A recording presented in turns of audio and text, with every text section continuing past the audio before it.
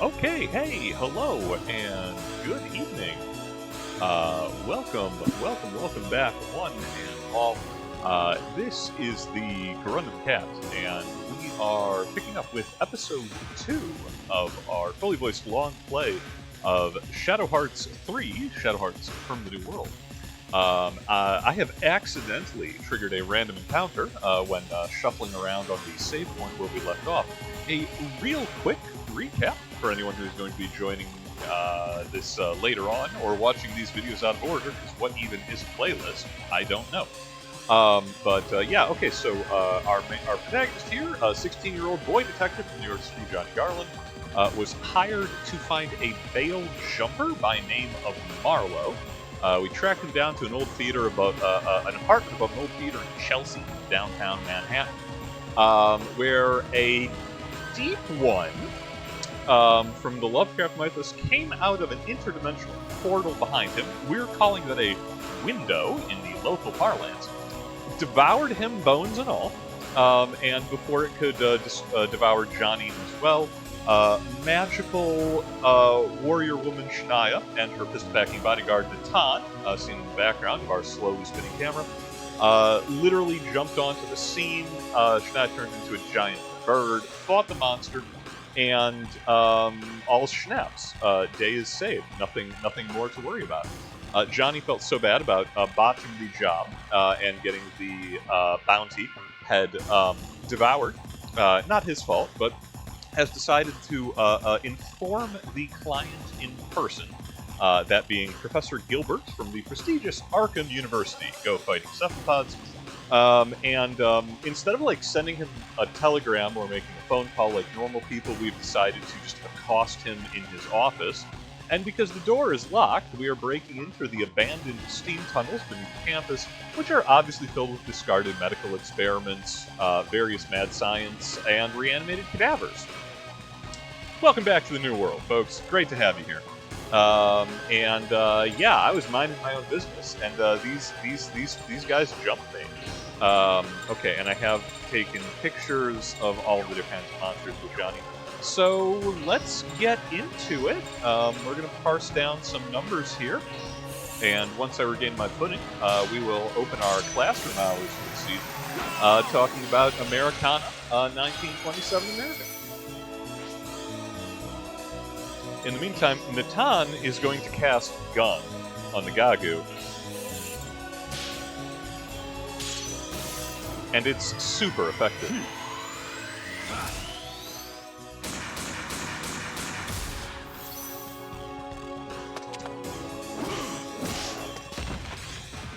Why we don't solve our problems like that, I really couldn't tell you. I forget if there's any benefit to taking multiple pictures of monsters. Okay, look over here. Smile and say... This one's on its way out, so let's test that theory.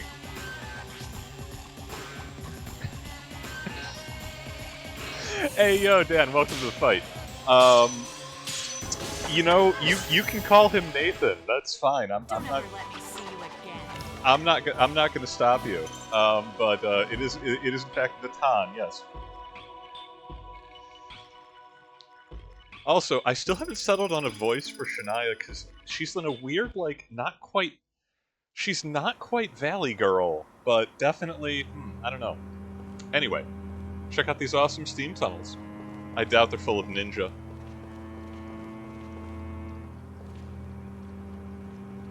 Also, I would have to go back to the first Shadow Hearts to confirm this theory. I believe it's a running gag at this point that, the first official dungeon, when you actually have a party assembled in each game, is you have a lantern. Because that was true of the mines, Rhonda Mine in Covenant. It's true for most of Kodelka, and I forget the early... It's on the Haunted Village in just Shadow Hearts. I'd have to go back and check. What fighting is all about. Doesn't have any magic. Ooh. Okay. Light category. Won't get all of them, but I think this will thin the numbers.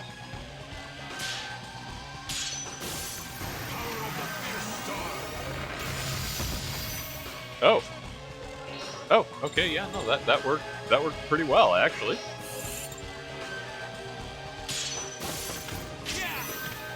Johnny casts knife.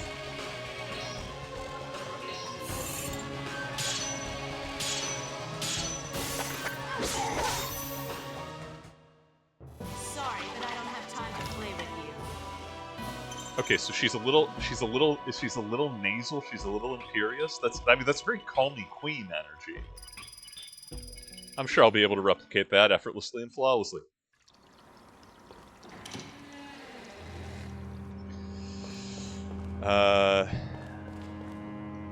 Right, we have to find the key to the spooky door. Oh, that's right, we walked in and went back to the save point because time was running low, so... Okay, and yes, and it's the one thing that will make me retreat from a dungeon past anything else, an elevator. What is this? A lever?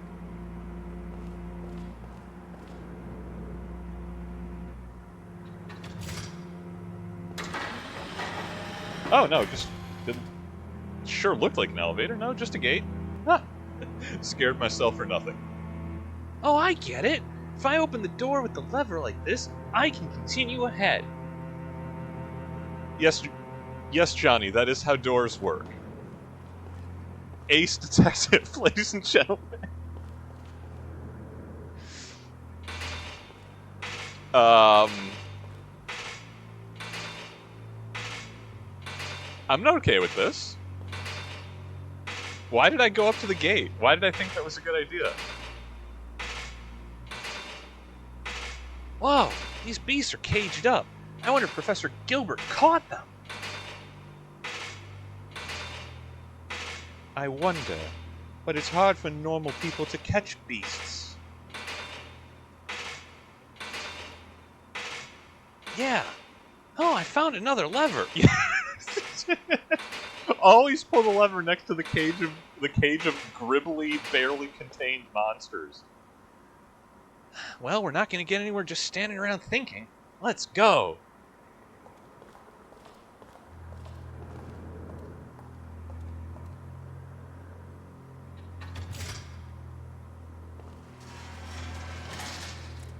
Huh? Ah! Look, I found it. I don't remember Johnny being this insufferable. They're coming. Yeah, she's a little contralto, she's a little husky. Alright, let's do this. God, Fina was so easy, right? It's just a cinnamon roll with legs. Alright. It's still... No, it's just the Gagoos. Whatever. We don't even need to take pictures.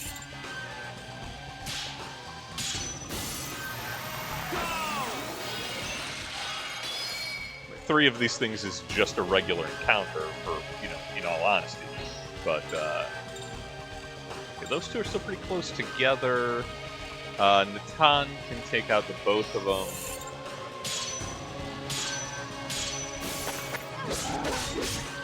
Close, but no cigar with Shania. That's fine. Ah, they were knocked just far enough apart from each other. Oh well. We've got a gun. In fact, he has two guns, one for each of them.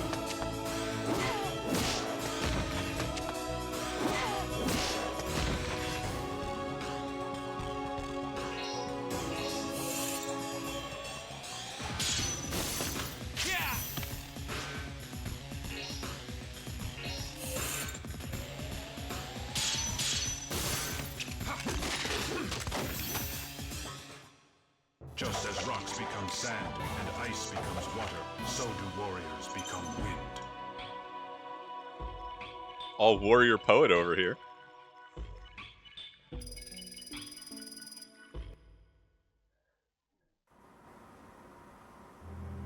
Well, Johnny, what did we learn about pulling levers? That scared me. Don't come flying at me like that. Jeez. She just puts the hatchet to him. It looks like the levers open not just the doors, but the cages as well. Let's be more careful from now on.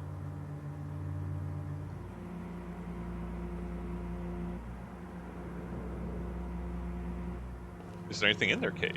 Other than monsters? No? Treasure chests, maybe?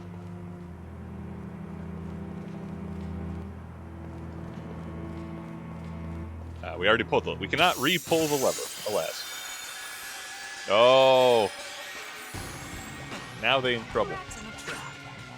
Let's actually use some of this stock. We will combo.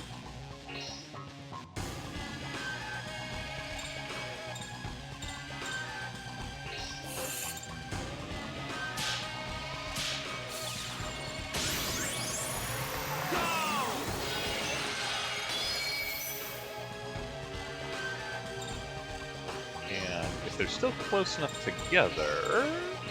Give them the old evil eye.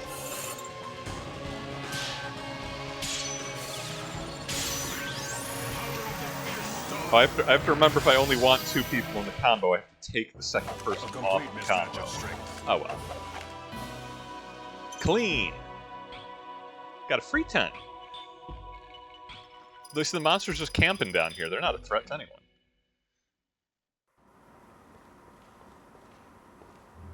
What's behind door number 3? A lever? What should I do?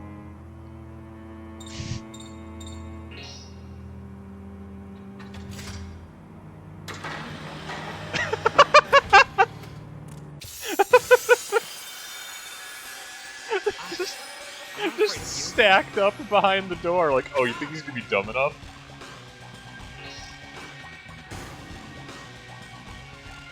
Man, monsters. I can't even be mad.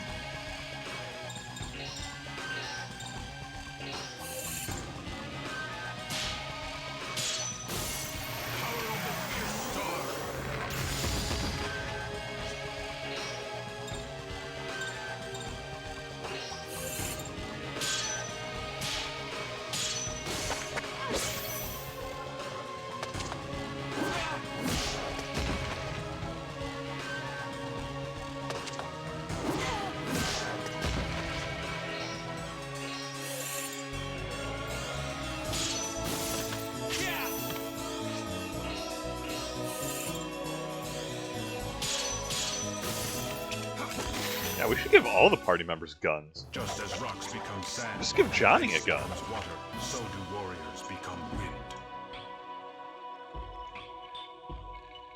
Johnny, get your gun. There's gonna be a lot of puns made about Mr. Garland's name in the course of this endeavor.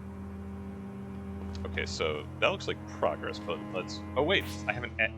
Okay, actual map. Right. You do exist. I see what they did there. Well, that was just a trick. That was literally just a trap.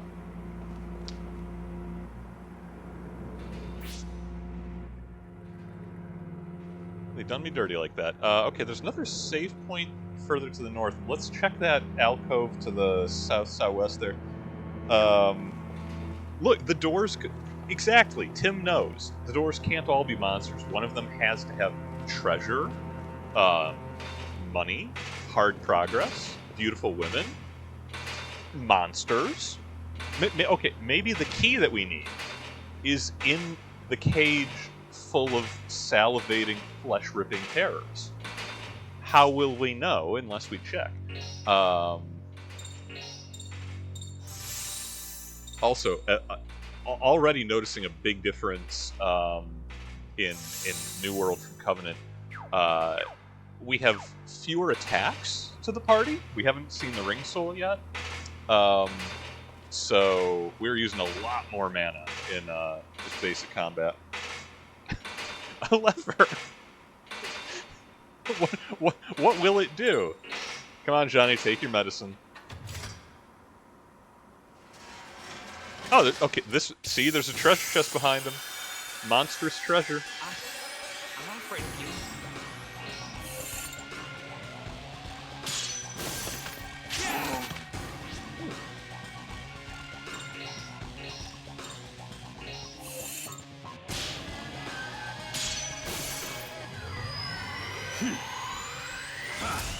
I'm a Huckleberry.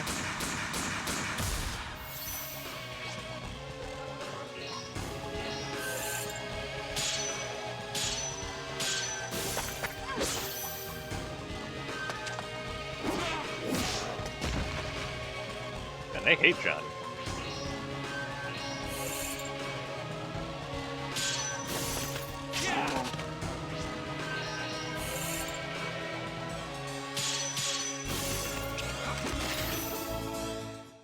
There are no prayers for the jackal who imitates the wolf. We're going to be getting a lot of faux philosophical nonsense from Natan throughout the game here. Is that offensive? Yes. Absolutely. Shell bracelet. Yeah, we got so few items. I think the shell is... I think that's poison? Or rather, immunity thereof. Yeah, prevents poison. Toss that on Shania. She's more likely to get stuck in, like, one-on-one engagements.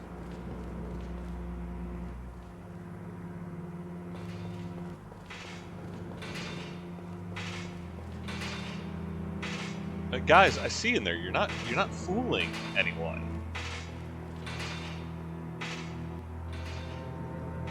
I mean, you know what? We should be charging them. We're gonna find Gilbert. Like, yeah, dude, you had like 30 Eldritch monsters stuck in those tunnels. We got rid of them for you. You know, that we came from New York to clean this out for you. That's roaming miles. Come on. Oh yeah, they're close. They're close enough for a little ice.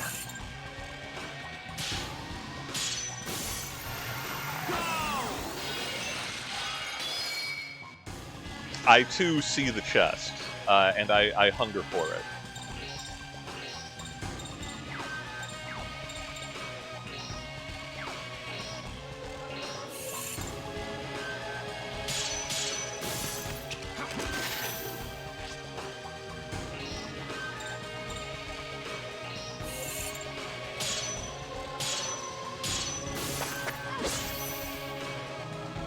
But yeah, so from the end of last week's episode, I mentioned that we'd be opening kind of our classroom segment. There's so much fun stuff to cover for America in the Jazz Age. But one thing that is going to be the undercurrent of so much politic and economic and touching all walks of life, as mentioned, was the Prohibition. The 18th Amendment of the United States Constitution, ratified, the amendment is 1918, and then the Volstead Act is the federal law that is passed by Congress the subsequent year to enforce the 18th Amendment, to enforce the Prohibition. That is the Volstead Act. Together, they are colloquially referred to as Prohibition. Ooh, new Stellar. I have immediately sidetracked myself. Let's check that out before I forget about it. We're going to be getting a lot more use out of casting this time around, just because we have less, you know, overt stopping power in our main character. Oh yeah, we don't have to customize. And Great Rage, what is that? Medium area, 2-hit. Yeah, I guess we'll give that. I could give that to Johnny. It's not dissimilar from Hail Dust, just a different element.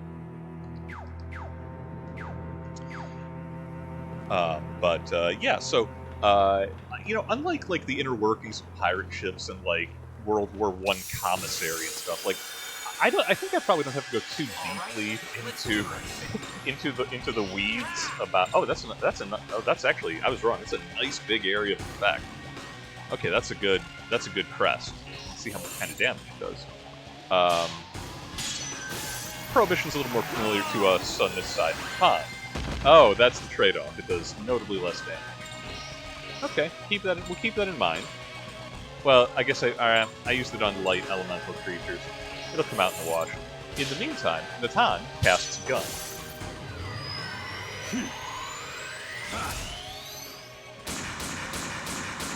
Reach for this guy. Yeah, so, Prohibition is generally regarded, like, really very briefly, it is the Volstead Act and the 18th Amendment outlaw the manufacture, transport, purchase, and sale of intoxicating beverages. You'll note, I did not say that it outlaws drinking, and because it's not. Prohibition is against all of the economic sides of the liquor industry, but it does not make it a crime to either possess or consume alcohol. That's going to come up a little bit later when we broaden the perspectives by which we look at the prohibition.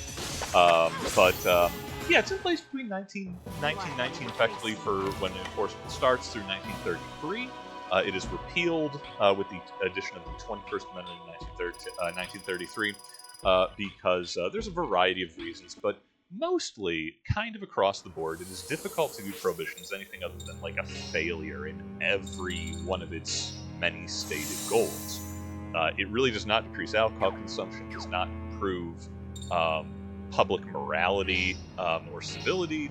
It does not increase human decency or encourage good Protestant moral ethos. And it does not decrease the crime associated with, ragamuffin, reprobate drunks. It replaces it with a vast increase in the power and scope and wealth of the mafia and organized crime, which was already around, but they become enormously more potent due to the new bootlegging industry. Professor Gilbert, he presents such a danger to the states. Oh man. I guess it's time for old Frank to clean all this up. Yes! I forgot we got Frank so early. Whoa, I'm so happy. Oh no! I've got to hide.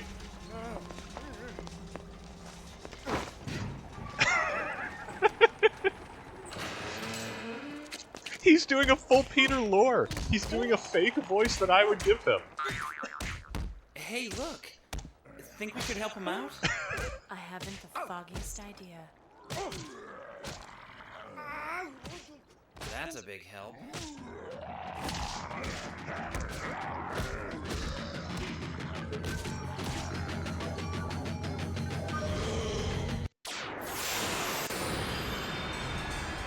Bunch of monsters like, look at this asshole. All right, let's do this. Okay, I'm deeply amused that they gave just a trio of Gagu with nothing else the boss fight transition. Like, are there multiple waves to this, or are they just messing with me?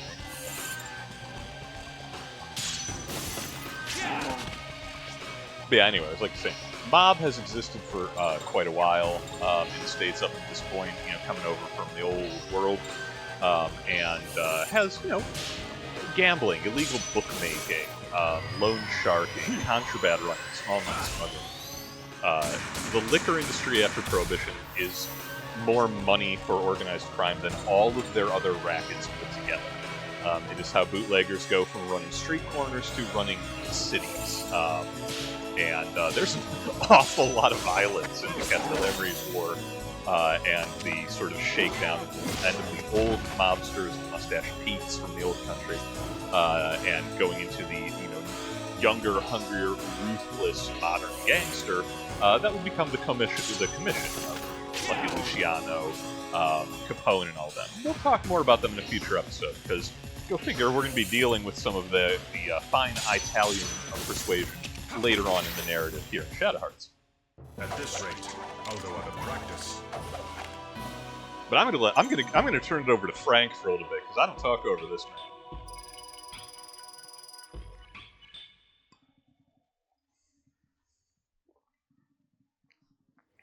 Wow!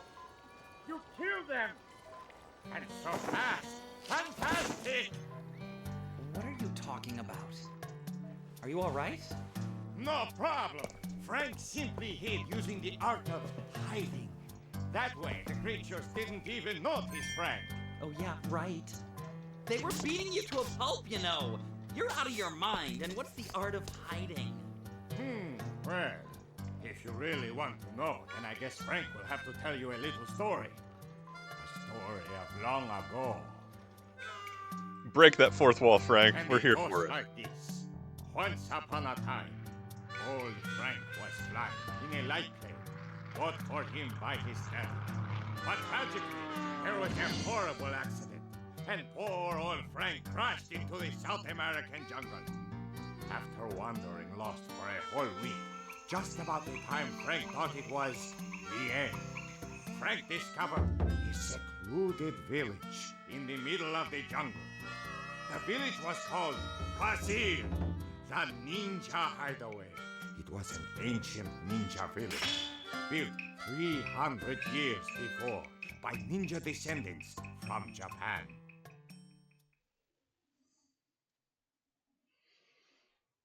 Now hold on. No way any of this could be true. Meanwhile, Frank went about studying the ninja spirit and learned of their great art. Frank swore he would use these arts to protect the freedom of the states. Ta-da! Frank learned Professor Gilbert was working on some questionable research. So old Frank decided to come here alone to investigate. But looky here! Can it be possible? Did old Frank just meet some other people with the same idea? Boy! I'd like you to call me Frank if you don't mind. Say, let's all look for Gilbert together. Huh? What? Chill out, okay? Quit assuming things. First, there's a key. We have to find it, otherwise we can't get into Gilbert's room. Hey, we'll see ya. Okay? A key, you say?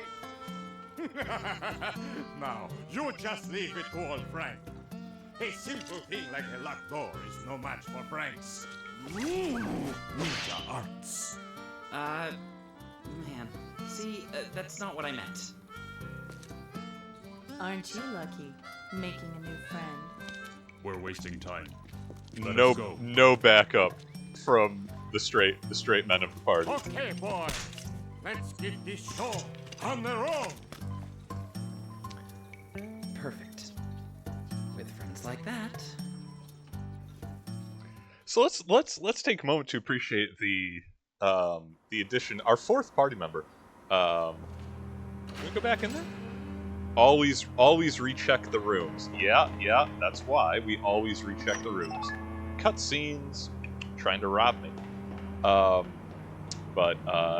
Yes, our new friend and traveling companion, Polish American ninja from South America, Frank Goldfinger.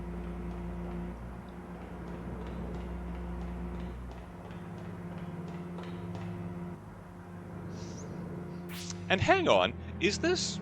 I don't mean to keep drawing connections to previous games we played on the channel, but going right back to Skies of Arcadia. Is this? This is yet another point back when Beleza's doing her dancing girl impression and like throws the veil up, and then she's wearing more clothes, impossibly so, under her outfit. And changes. Frank literally just did the same thing, and I'm here for it. Yeah, he is equipped with a ninja sword made by adding a hilt to a saw. Remarkable sword made by adding a hilt to a huge saw. The trick is to crush, not cut. Don't use a scabbard with this beauty. It deserves to be on permanent display. And what kind of magic mystic ninja arts does Frank bring to the party? Literally ninja arts. Obviously a ninja star. Why wouldn't he? Frank is light elemental, because he is filled with the shining bright light of pure patriotic misplaced American fervor.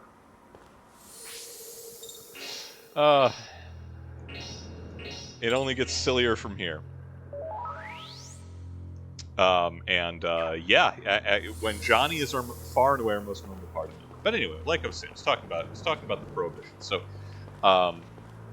it's a mess. It makes crime more powerful. It doesn't really do anything about drinking. It's easy to look at prohibition and say, okay, yeah, it's just didn't work, and I personally agree with that. all prohibitions, not just in our country but others, are sumptuary laws. Sumptuary laws are designed solely to enforce inherently unequal and unjust hierarchy upon a population for the benefit of the upper class. And I mean, I don't like that at all. But again, we'll come back to that later. I do want to focus, though, a little bit of a fresh perspective, because sure, yeah, prohibition's nothing new. Everyone knows about gangland America. But I wanted to focus a little bit on the concept of maybe getting a couple, some perspectives that we do not normally consider when looking at, the Amendment to the Outfit Act. There is a broad coalition of different people pushing the temperance movement, and that goes back well before the amendment. I think the American Temperance League starts in 1830 something. They've been around for almost a full century by the time they actually get the amendment passed. And there's a lot of different people making up the temperance movement. A shorthand that is used in kind of postmodern Americana is Baptists and Bootleggers as the alliance that passes prohibition. One, Baptists and Bootleggers is the best possible party composition for Call of Cthulhu. Here it is, the door boy previously mentioned, huh? Okay, folks, I strongly suggest you all stand back.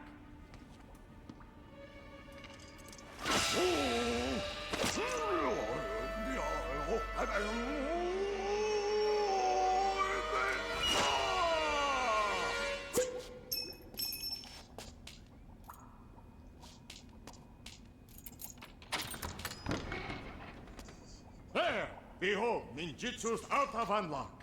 Damn it, So, Frank. That is over. Shall we go? For a second I thought it was gonna be cool. Shows you how lame I am. Surprising self-awareness from Johnny.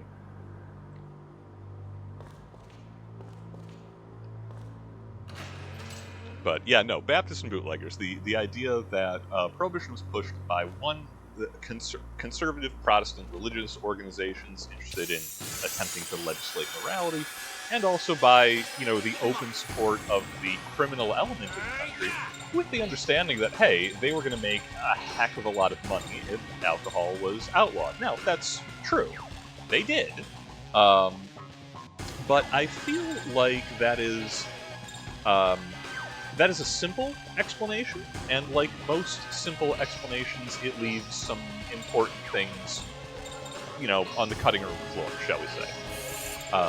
And one of the causes that is tied to the temperance movement pretty much from day one, which is not regarded nearly enough.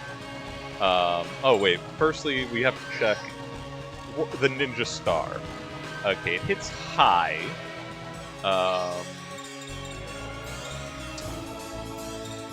Oh, these are... Okay, okay, we need to knock enemies into the air before we can target them with Ninja Star. They are all giving a, Yeah, alright, or we need to throw it at bigger enemies. That's fine. Frank's magic is... Ooh, Rock Bump. 5 hits, that's really good for early in the game. Keep that in mind. But we need to build him up some stock, so let's swing a converted saw at people. Ah, right. He doesn't have a coral. Man, I forgot. I forgot to check his. Forgot to check his ring.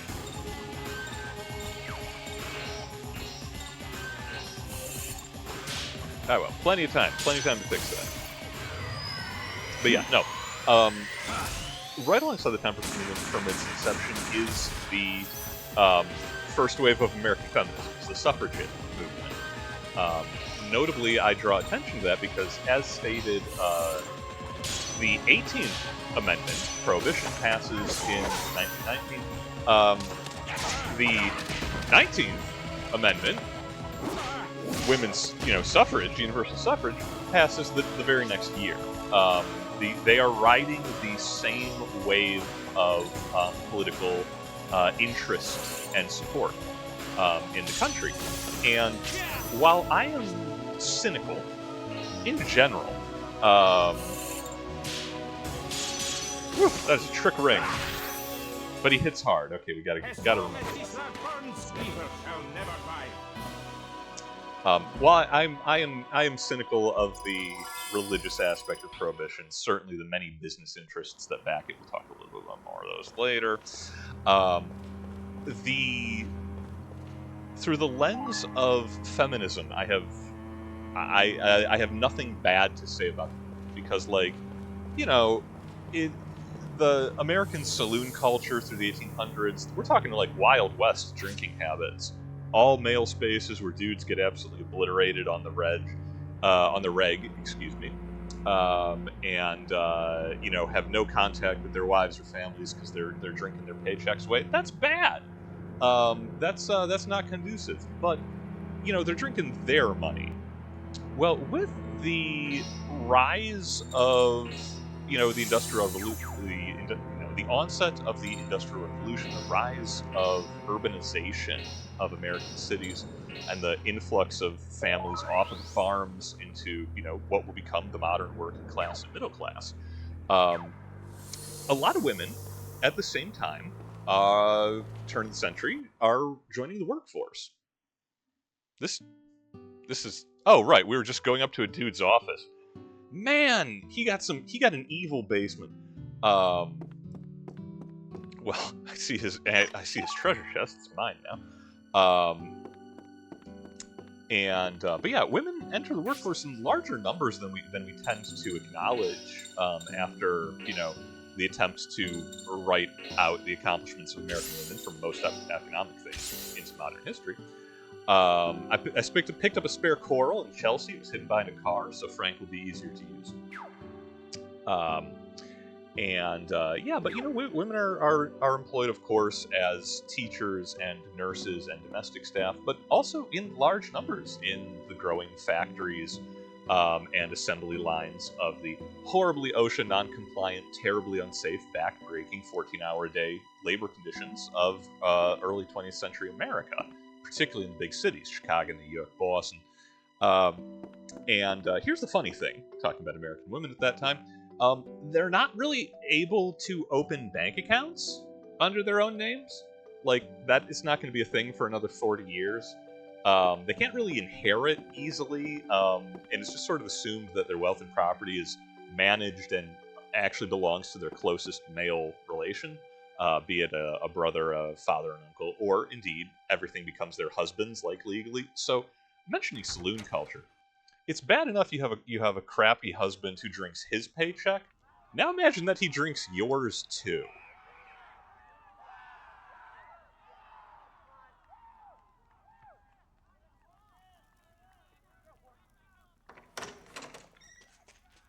Professor Gilbert, is everything okay? Ah, it's you. I appreciate you going to all this trouble. No problem. But all of those monsters down below, what's with that? Oh, those things? Well, you see, I guess I got a bit carried away and created too many of them. But it's okay. I've started keeping them in cages. I can't believe it. You created them? So then, the rumor is true, just like old Frank suspected. You made those awful creatures. You did it! Gilbert, exactly what do you think you're up to? By the way, Johnny, about that investigation I hired you for. Marlowe. Yeah, he's dead. Marlowe was eaten by a monster. Did you have a hand in that too? No, that had nothing to do with me.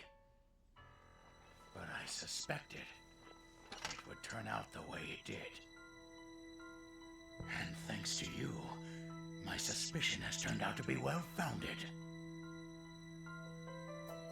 But there's still one little thing, a final missing piece to the whole puzzle. And sadly, as long as I don't have it, as long as it eludes my grasp, then my creative abilities are severely limited.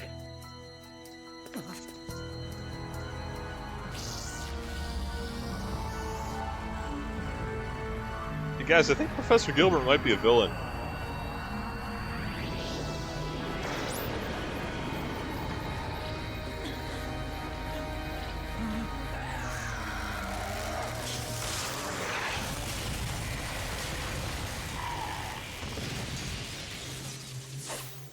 I'm not unwilling to begin to unpack the Freudian symbolism that we just witnessed.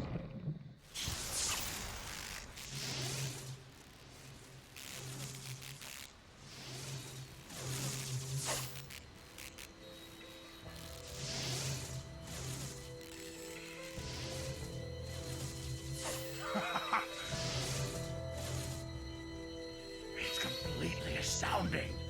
Awesome. But it's still weak when compared to her power. Her power? If you know something, then tell me now. I'm afraid I know nothing positive yet. Say, would you mind cleaning up around here? I'm afraid I've got some pressing business to attend to. Come back! Princess! Boy! Where did he go? Like, he's just shuffling down a hallway? Okay, so we've established from the previous episode that concentrated red light like that that's malice. That is the ethereal, dangerous manifestation of pure concentrated negativity and human emotion. Super good to know that Johnny's swinging that around willy-nilly. Okay, Igornak! Yeah, it looks like an Igor! I'm not... What is that even? It's dragging something, I'm sure it's gonna be gribbly. And probably phallic. Okay, look over here. Smile and say cheese. Okay, well, we got stock for days for a lot of the party. Let's get... Yeah, let's, okay, we're gonna do standard, 2 shots, then gun fu, because double combo, he gets 2 actions, and then it passes the next. Okay, let's figure this out together. Second will be gun fu, yes.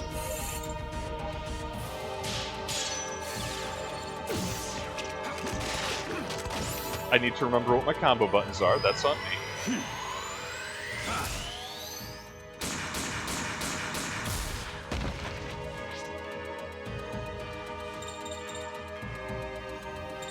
Okay, that did use. Well, okay, we only wasted a little stock. That's fine. Let's try that again, but this time without me fat fingering it. That's the goal.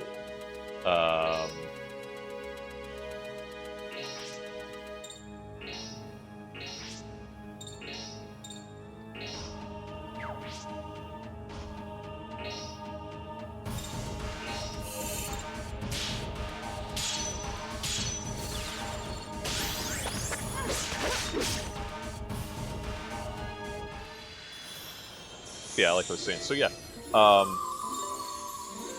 American women getting screwed out of their paychecks, along with, you know, like, we had child labor at the time, so sons and daughters that were also in factories, all that go into the saloon, getting drunken by shiftless fathers. I don't blame the suffragettes for for having a bone to pick against liquor. Now, they went about this the wrong way. They didn't really have a problem with drinking. They had a problem with a lack of, social protections. And a socioeconomic system which was guaranteeing that they were effectively, at best, second-class citizens. That was the problem. Drink was a mere side effect of anything. But, we work with what we've got.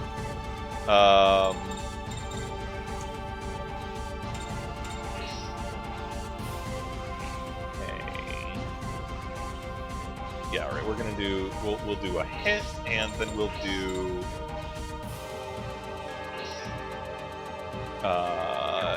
and then, yeah, we'll do a hit, and we'll do Hail Dust for Johnny.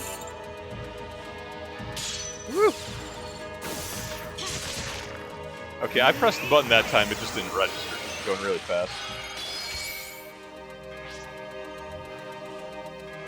And Frank has just enough stock. I want to do a hard... Okay, we have built up the enemy's stock bar by damaging it, so I want Frank to knock some of that out of it.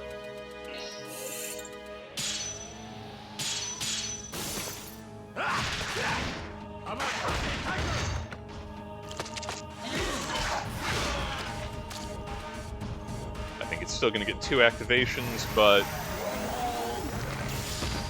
but that should, okay, that should use all this stuff.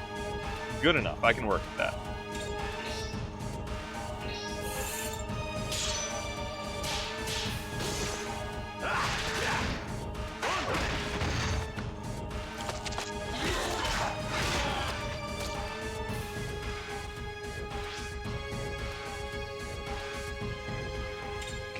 How we doing? Yeah, no stock to speak of, so let's just go ahead and fight it. Down low on health, we doing. We winning.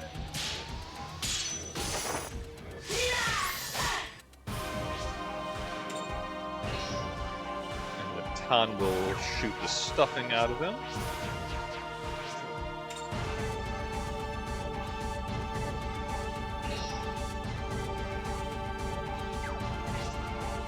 Actually, yeah, no, we can't do a double combo, but I think that, yeah, we're going to go ahead and do a double, just to rack the damage.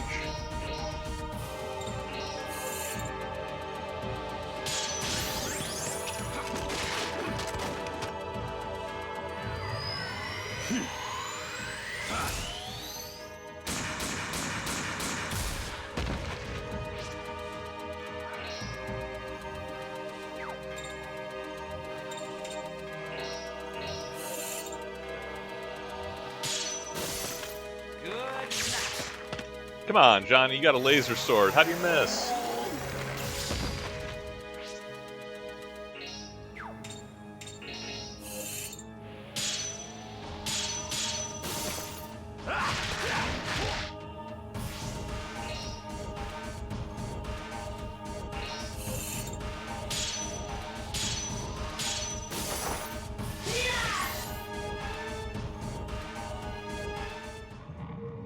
Easy peasy.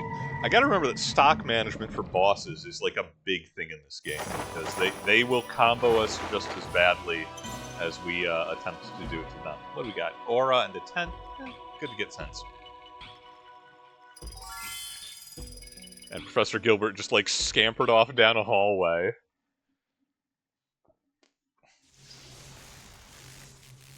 How do you turn it off, Johnny? Yeah, happens to everybody. Don't look at it! Don't point that at your eyes, son! You'll go blind!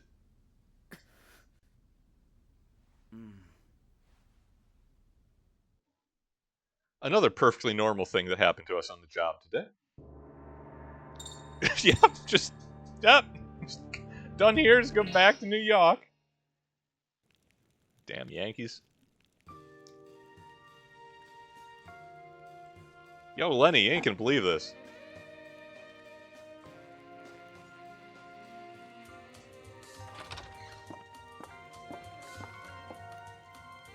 Hey, Lenny, find anything out? No, I'm sorry. Not only is he vanished, but apparently Gilbert wasn't even his real name.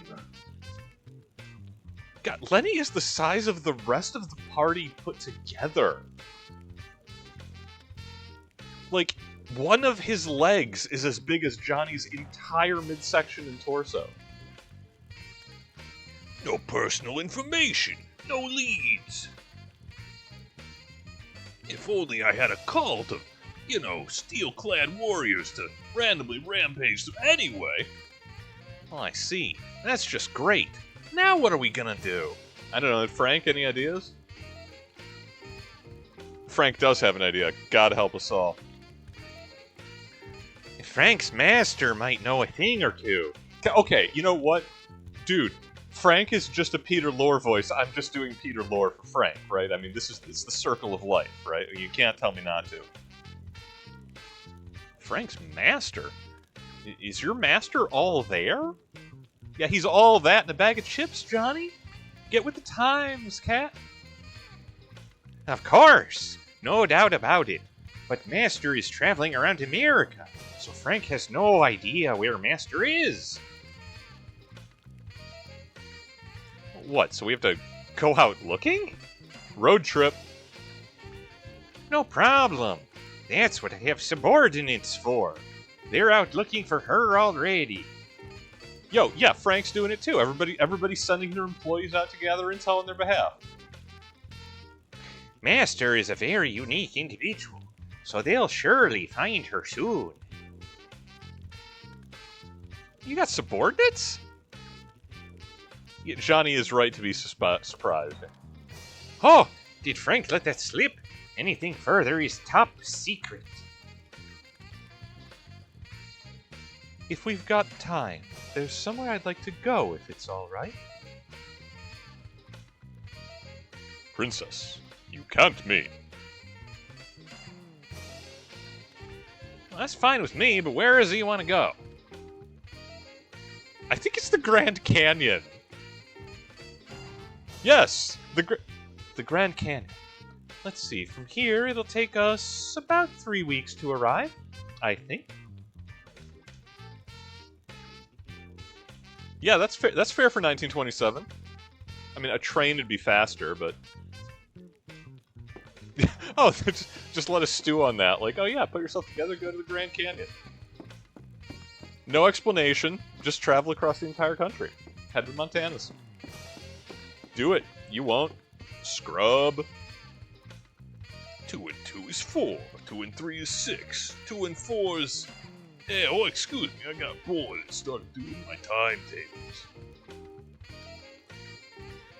Never changed, Lenny.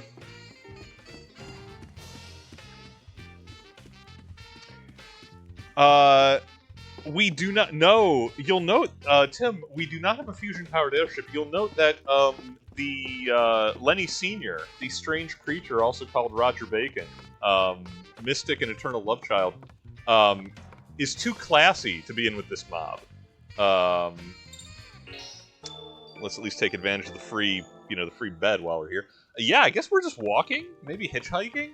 Because, okay, we couldn't walk there in 3 weeks from New York. We could definitely hitchhike. I think a train would be like 4 days.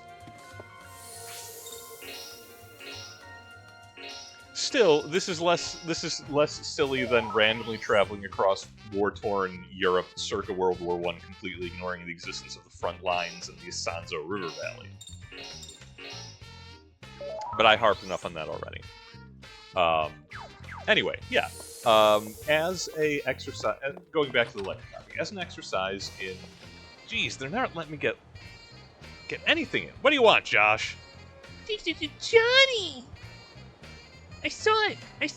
A ghost! I'm serious! And we've just been fighting Star Spawn, kid. What do you think I care about ghosts? Oh, what? Again? I'm not lying this time. I just picked this weird thing up on the sidewalk, and then this strange light appeared. I was really startled, so I screamed like, ah! But then the light just disappeared. Consider yourself lucky. Not many people get to see a ghost. Well, I'm in a bit of a rush, so give me your wallet.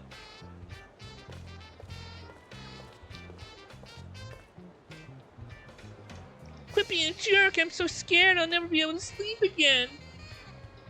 Here, this is the thing I found. I'm gonna hand it over to you, so make sure you investigate it, okay? Oh, ring fragment. Yeah, sure.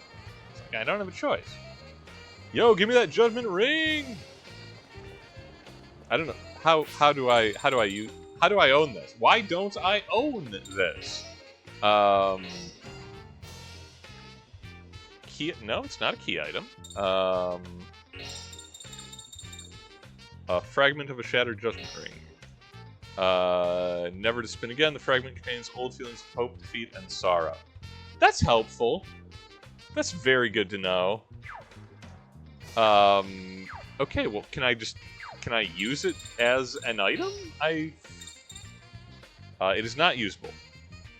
I assume the Ring Soul, Arbiter of the Judgment Ring, will track us down. Hey, yo, Valdem, welcome. Yes, they could ride the rails. Staying ahead of the Pinkertons. Oh, I'm going to talk about the Pinkerton Detective Agency in future episodes. Just you wait.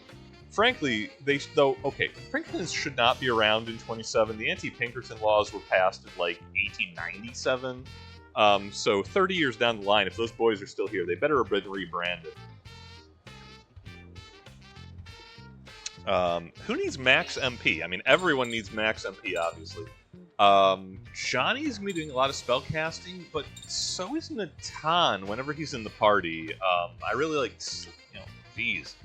Yeah, we're gonna give it to Natan because I want him to be able to cast Gun as much as possible. We are, there, okay. Well, this one solved itself pretty quickly. The ring soul is lurking around a corner in a dark alley.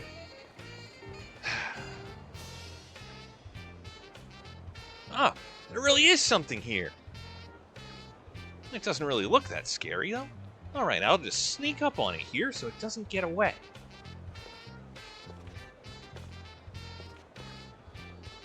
Eee! Whoa! Who are you? Don't you know it's rude to creep up on people like that? You're the one who's creepy. You look like a ghost.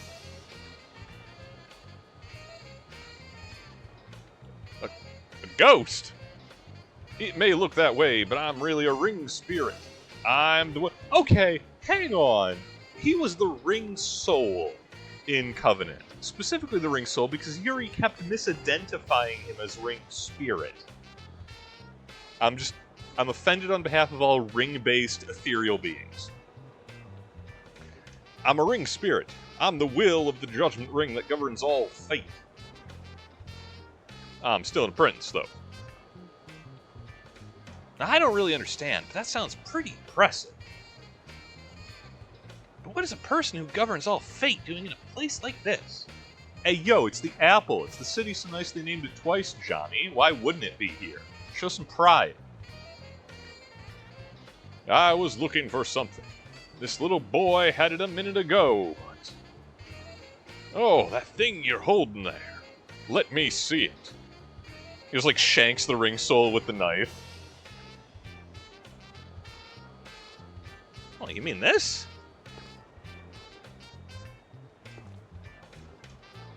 I knew it. It's a ring fragment. Please, please give it to me. The ring spirit has become Johnny Bravo at some point, and I'm not apologizing. I really don't have any use for it, so I guess it's okay. Wow, thank you. Here, I'll give you this in return. That's how it works. Okay, yeah, alright. Same. Okay, now we have to find tokens and then turn them in for extra attacks. What is this? Since you had the luck to meet me, you should now be able to customize your judgment ring. It's a long explanation, but do you want to hear? No! Not it'll take a long time. Really? Alright, then I won't explain. If you ever want to know, though, take a look at Helm. Hey, by the way, if you happen to find any of the fragments, can you bring them back to me? I have to collect all the fragments. Yeah, or else Solomon is going to have his... whatever he has for a posterior. Yeah, if I come across any more, I don't mind. Really? Really? Wow, thank you. I'm counting on you. Well, I'll be waiting for you here. Boop. Ring spirit, huh? Wow, that really took a lot of time. Well, that's right. No, we skipped the explanation. I've played this game before. Who gets an extra attack? Man, this is harder to answer than normal. Because on one hand, I want Shania to have 4, and Natan to have 3, and I also want Johnny to have more than 1, for doing combos and stuff. Yeah, I guess putting him up from 1 is the correct choice. We need more fragments is the takeaway, right? For more violence. Anyway, let's walk to the Grand Canyon. Let's ride the rails. Hobos we, seeking work out west. Unless indeed this is purely personal and sightseeing, in which case we are tramps, traveling the rails majestically, not for work, but for personal enrichment. Yeah, wow, just Grand Canyon, boom. Nothing in between. The Oregon Trail ain't shit. I don't know what all the settlers are complaining about. This is easy. 2 buttons.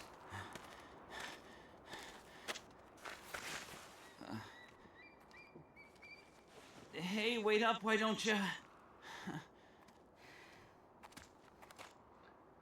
The implication is that we walked the entire way. Don't make such a fuss. It was just a short walk. You call that a short walk? Anyway, what are we doing out here? Why did you drag us out in the middle of nowhere? So I could make a new contract with the spirit. Do you remember how I looked when we first met? Uh-huh. You look like a bird, I think. Okay, rude. No, not a bird, but the spirit who rules the sky, a thunderbird. For a short time, I have this ability. I can borrow power from the spirits. Wow! So by making a pact, you can really change into other forms? Yes, You've seen her do this at least 4 times, Johnny. but in order to make a new pact, I must go to the spirit's altar. Which is where I'm going right now.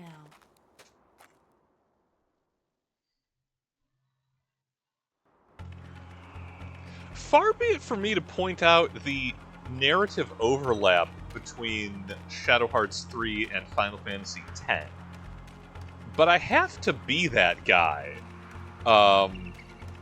Who wins in a fight, Yuna or Shania, I guess, because same character, less clothing.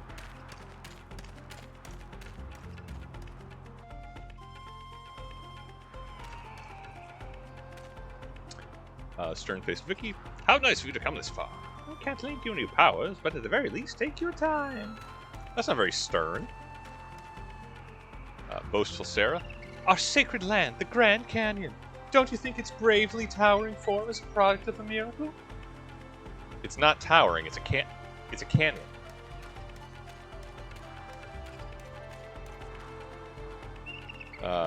Well-trained Tommy says, following the practice inherited by our forefathers, we survive by hunting, thus the men of our tribe are strong.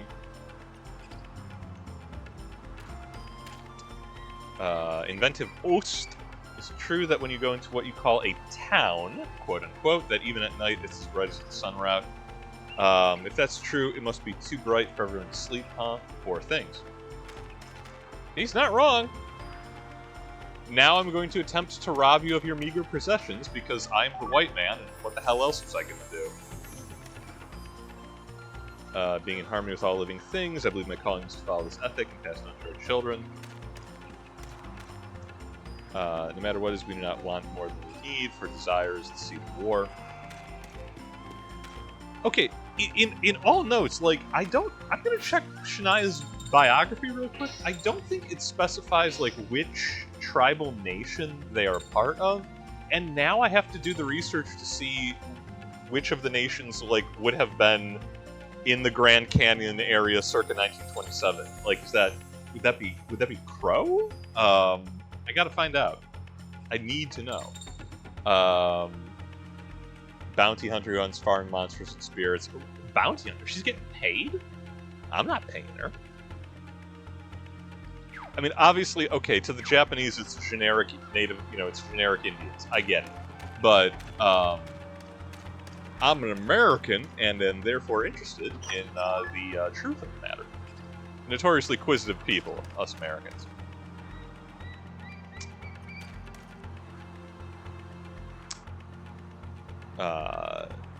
Okay, that's not a teepee, that's a lodge tent. The tent next to you to the south is a teepee. But here we are.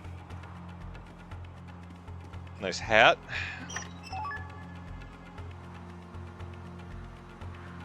Probably Navajo. Okay.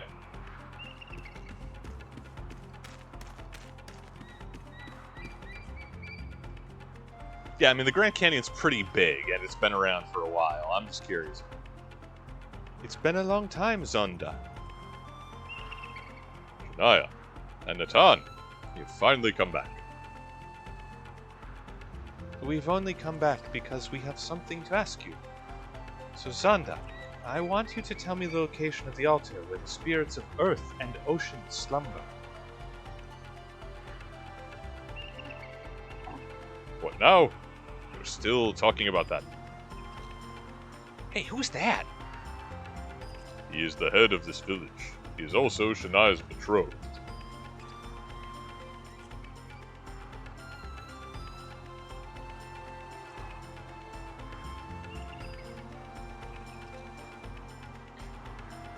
Oh yeah, no, Navajo live in permaculture. I would not expect Grand Canyon tribes to live in teepees. They would probably be living in, dwellings made into rock faces. The proper name of which escapes me at the moment.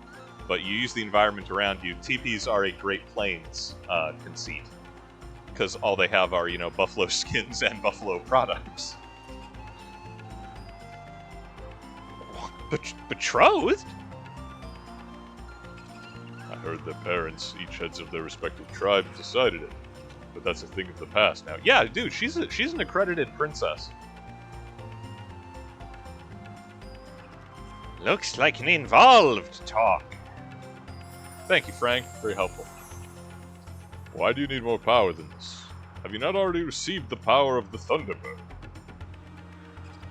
I absolutely cannot lose. That's why. Shania, forget about it already.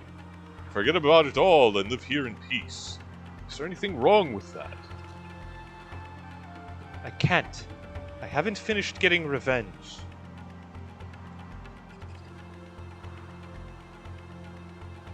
It does not matter what I say, does it? Fine. Do what you like for a little while longer. I do not know much about the ocean spirit. Caribbean tribes once worshipped it, but when pirates appeared, the people protecting the shrine fled. Oh boy, now you're in my wheelhouse, Zonda. You said some magic words, son. What about the earth spirit? Tatanka.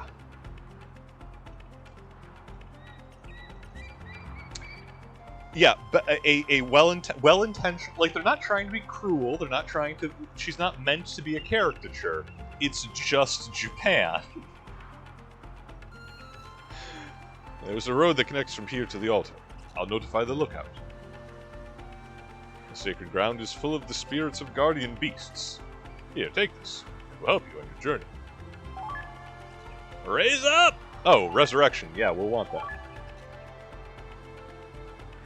You can strengthen the fusion monsters, such as the Thunderbird from Shine's personal stream of soul charge. No, I know how it works, thank you. We are talking about Caribbean pirates in the Grand Canyon, and I would like to point you towards Polish-American South Brazilian ninja Frank Goldfinger.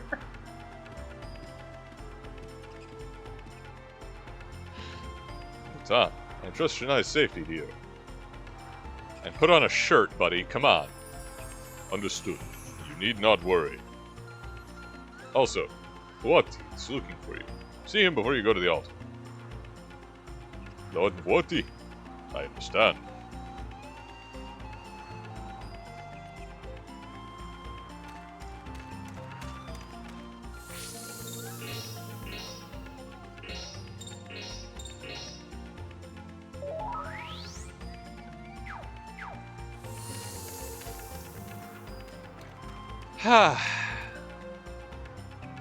I mean, I'm happy they're here. Don't get me wrong.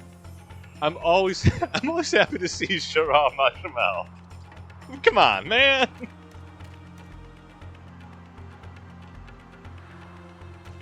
According to the National Park Service, 11 tribes connected here. Okay, yeah, I'm not surprised by that. So, okay, they don't specify it, they don't lock it down, but I mean, I guess that's kind of fine because there's a whole bunch of options.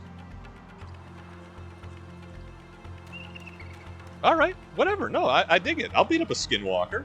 Point me at the Nagalashi.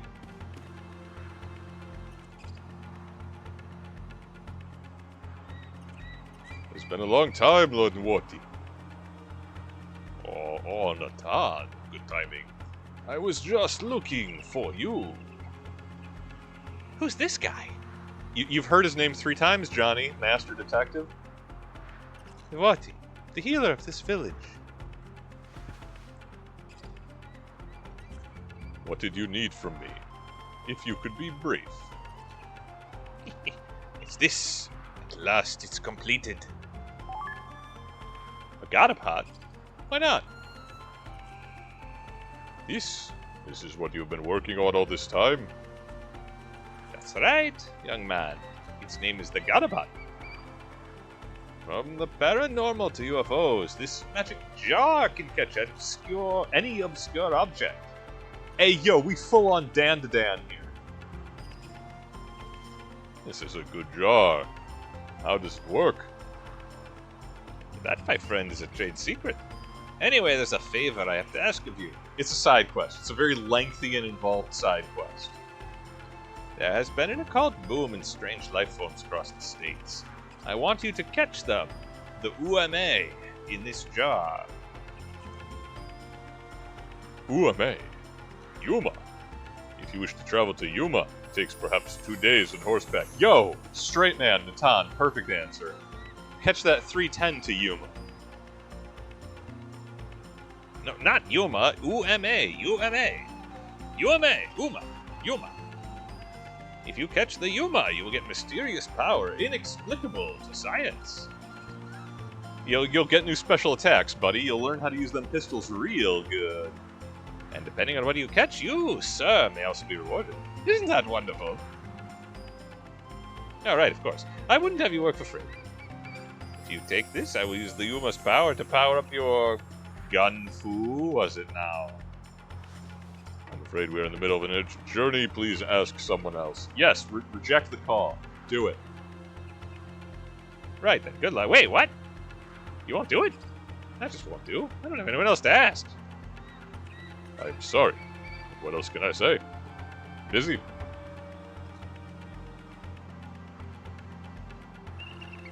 Natan, it's okay if you take it on. That's my Shania, always a good spur.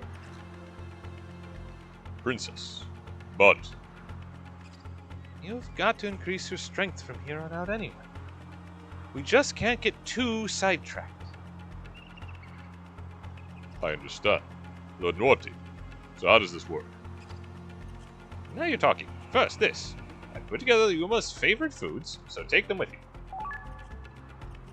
Honey, grapefruit, rabbit, morpho scales, maiden's hair, gold ore, flypaper. Super! We making a quiche. Lure Uma in by planting these in an area they are likely to appear. Remember that each has its own likes and dislikes. If the bait you have chosen and the place you planted are correct, you will lure in the Yuma. In terms of where Yumas are likely to appear, well, I'm sure you'll figure it out just fine. I see. However, if I am unfamiliar with the Yuma's disposition and habitat, I have no way to trap them. Yeah, well, I'll go about getting that information for you. In any case, I've already investigated the first Yuma, which is living in this valley here. True to your title, Lord Morty. But what about the valley's guards, who let the Yuma invade so easily? That's not for you to worry about. People call it Bigfoot, but it's actually fairly gentle. It has great strength that towers over humans. It's normally harmless, but it can go wild over sweets at times. Hey, yo, we fighting Bigfoot? This is the second episode! I understand. I believe I have enough information now. New Yuma's information is managed in the town's personal. Oh, yeah. If you catch a Yuma in the jar, don't forget to bring it to me. Don't keep it all to yourself, okay? If you take the Yuma, you catch the Vati, you get new Gunfu. Set it bait on a hunting point in a dungeon. If you defeat it in battle, you'll be able to trap it. If Natan is not in your party, you can't put out the bait. You use the appropriate hunting point and monster affinities from the hints. We're shooting Bigfoot. We are going to hunt and trap Bigfoot and put him in a jar. The Sasquatch ain't got nothing. Okay, well I have to know. Yuma info. Elusive giant man ape. The Sasquatch habitat in North America, also known as Bigfoot. Sightings have been reported across all of North America. As its name suggests, has feet more than twice the size of an average man, generally quite harmless but loves sweet things and will attack relentlessly to get them. That tells me nothing. That's no new information. That's not helpful. Thanks, Lord Navati. Dick. Okay, so we have to find the combat area, what passes for a dungeon here in the Grand Canyon. I assume it's just, you know, the Grand Canyon. And then we're going to beat up Bigfoot and put him in a jar. What majestic scene of it, the mystical nature. This makes coming to the States worth it. Johnny baby, is it your first time to the Grand Canyon too? Would you like to buy a souvenir? Yeah, what are you selling?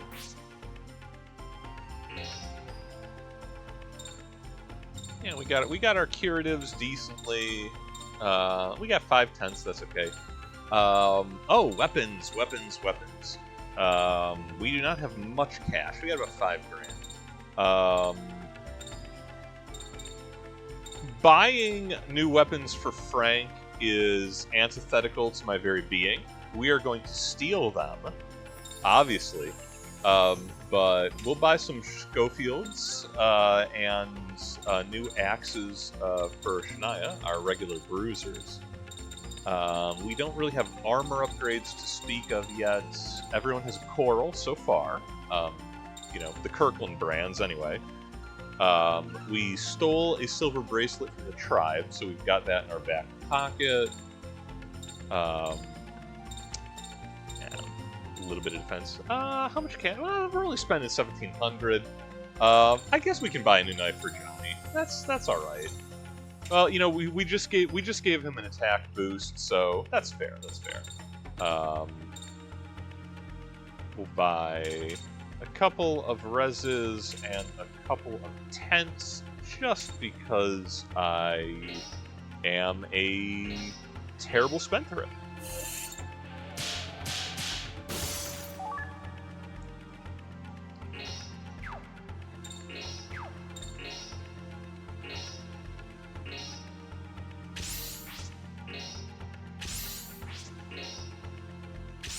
Okay, I have to check. Did they actually model a Schofield? They did! Alright, kudos to them. The inimitable gun of the Gourd Army. Reliable and easy to handle. Popular with raw recruits and vets. Featured in the movie Battlefield of Love 4. I have no idea what they're referring to with that, but that is a long barrel pattern of the Schofield pistol. Good for them.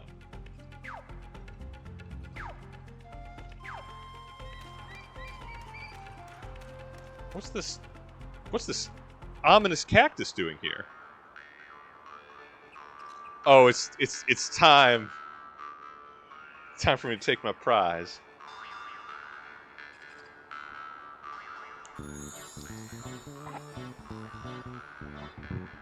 Just let that BGM roll a little bit. Oh, what a nice cactus. Yeah, it's pretty big. This cactus was planted when Chef Santa was born. Other plants die quickly, but only this cactus remains healthy.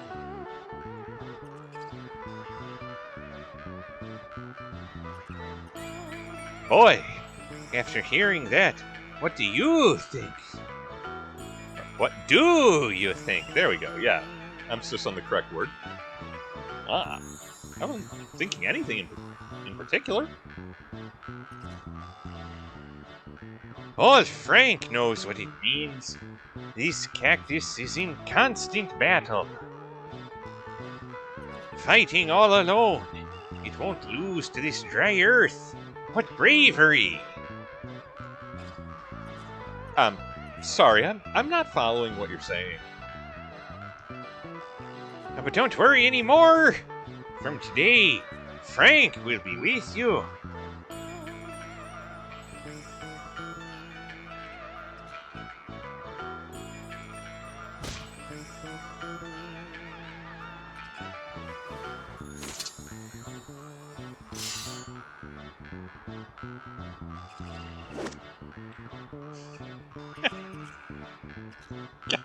Frank. You can't take that! Put it back! Let us fight for justice and peace! Cactus Saber!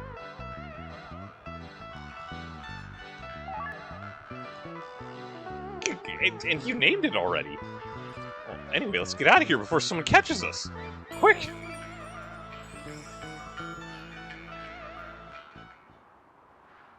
So I want to point out that the issue is not that Frank stole a cactus, attached a loose katana hilt to it, and declared it his new weapon, the Cactus Saber. Because who could blame him for this course of action? But I find it deeply interesting that Gerard Majumel was also selling cactus sabers to the general public. Right? Like, who came up with the idea first? Does Frank owe the Majumel, the Just Us guys, does he owe them royalties? I don't know. I'm just traveling. Riding those rails into history. And wandering blindly into the Grand Canyon. Is this a dungeon? Yeah, I think it is. Of sorts. Well, I'm going to finally finish my thought from previously talking about the, like, suffragette feminist influence into Prohibition. It doesn't achieve its intended goals, right? Like, because again, the problem is not necessarily alcohol, it's consumption, it's the second-class status of American women. Being in bad marriages with crappy dudes who drink, you know, their pay and yours isn't changed by the fact that Prohibition passes, because saloons are just replaced by speakeasies. Alcohol consumption remains basically the same, except now it costs more because it has to be smuggled. So the economic impact is, if anything, worse. Amusingly, the biggest change is from saloon culture to speakeasy culture, which I'll pick up on after the plot stops hitting me with things. Mysterious voice saying, "Stop there." Huh? Whose voice is that? Could it be this wooden pillar just talked? I can't pronounce that. I am called Dokwibuk. Yeah, Dohikwibuk. Dokubuk? Dokubuk. I am called Dokubuk. I was created by man to protect the earth spirit enshrined in the altar. Hey, you a boss fight, Dokubuk? Why hast thou entered this valley? To forge a pact with the earth spirit. I understand thy plea, but I cannot allow the unqualified to proceed beyond here. Yeah, what, you want my resume? I got a laser knife, son. And what are the qualifications? If you desire qualification, I shall give thee a question.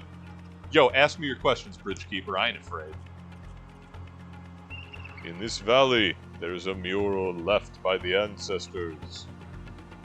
Once thou hast seen this mural, call upon me again. Oh. That's not a question, it's a quest. You gave me a quest. There's no question about it. No matter what the trial, we've come prepared to handle it.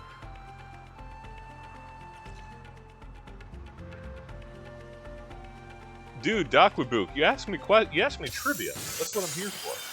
Oh, here are the guardian spirits that we were warned about. Come on. Bird! What do we got, Johnny? Little floating archer ghost dude and an Argan Tabusi. I like that bird design. That's a good bird. Okay, look over here. Smile and say cheese. Oh, these are flying enemies. These enemies are in the air. That means we can show off Frank's ninja star. The secret arts of the South American ninja.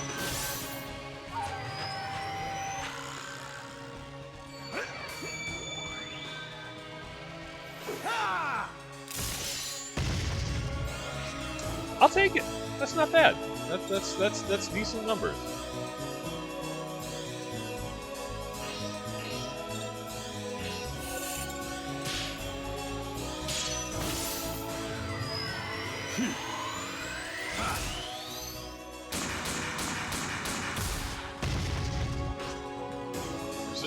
Resistant to that element, though. Even with the new Schofields. Okay, we will get rid of this guy, so we're taking one round of attacks.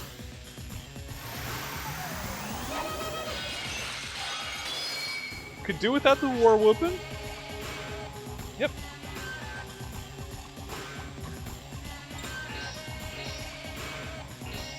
Johnny, you wind up your camera and take their picture hard. Over here.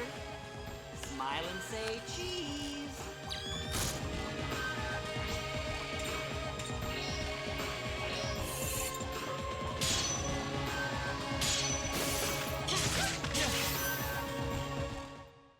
I'm pretty strong, huh? No one questions the laser sword, and they all should.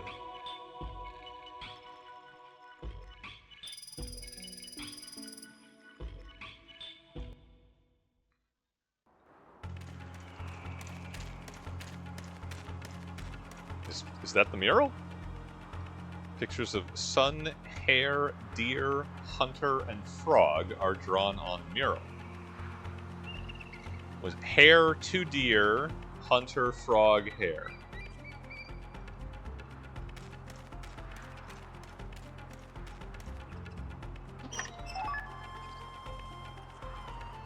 I have a feeling we're about to be quizzed on this, gang. Sun overhead, sun over top of the hunter. 6 figures below, hare, deer, deer, hunter, frog, hare.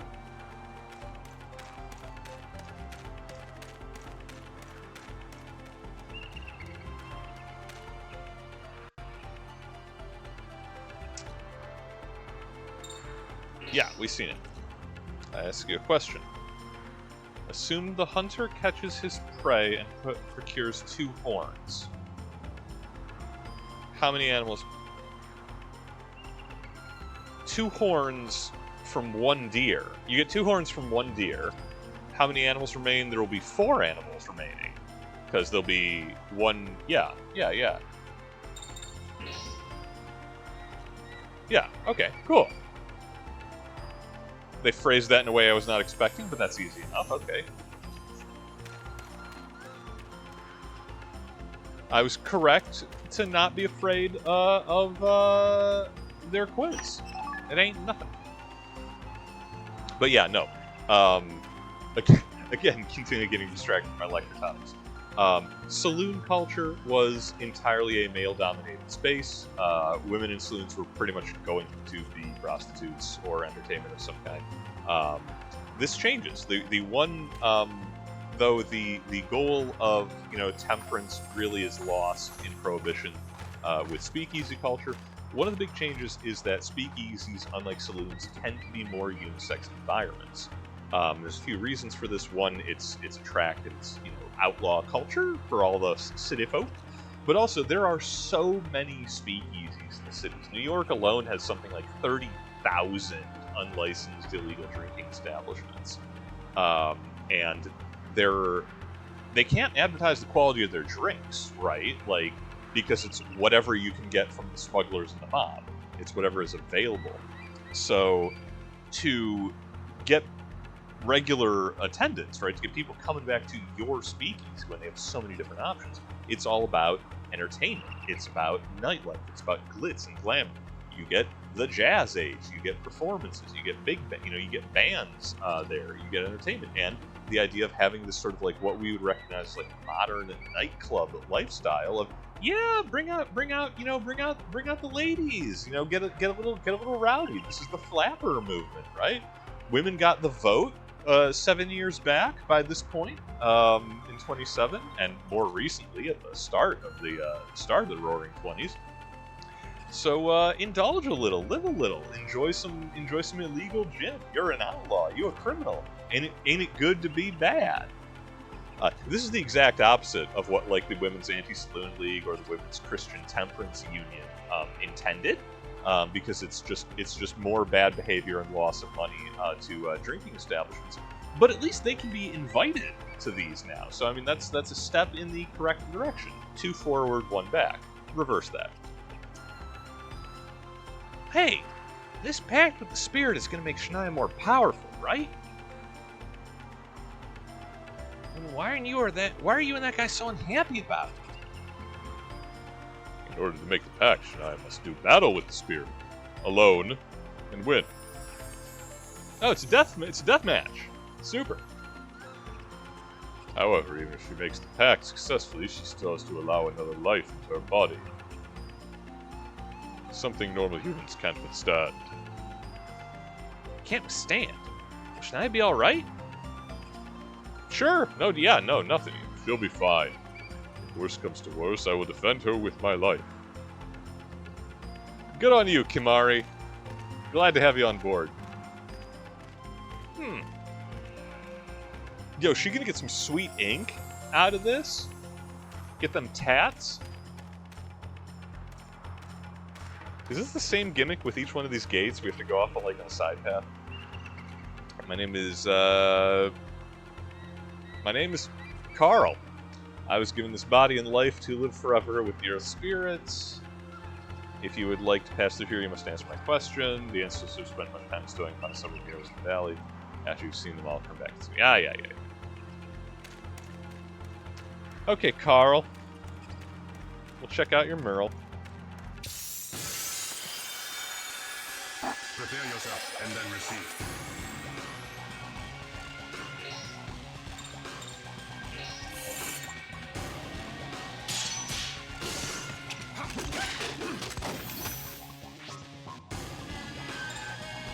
Okay, yeah, we already got his picture, so play it again, Johnny Guitar.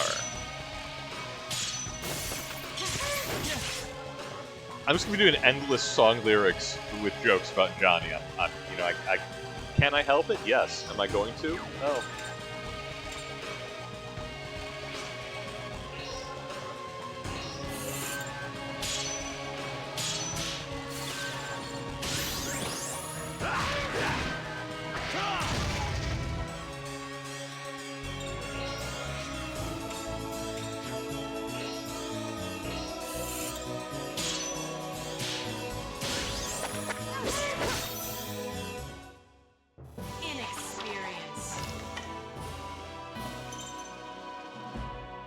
Ooh, free strike gauge. That's good. Charging that up takes a while otherwise. We need that. Never enough. Okay, main path is there. We have a little southern and then off to the side. Okay. 2 people. They look identical. They're holding hands. I don't know if those are supposed to be male or female figures, but there's 2 of them on the first mural. Okay. I'm waiting to be attacked by a Bigfoot. A sheep. Okay, a sheep. A single person. That is 3 people and 1 sheep so far.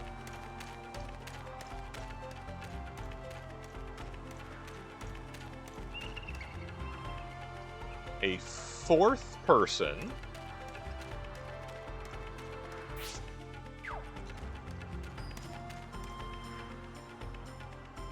Three people. Okay, we're up to 7 people. 3, 2, 1, and 1. And 7 people and 3 sheep. I'm not afraid of you. And if that's not what the question is about, well, then I'm in a lot of trouble. Whoa, these things are sick! Look over here. Smile and say cheese. Dude, I love that! That is such... The Mai! That's such good monster design.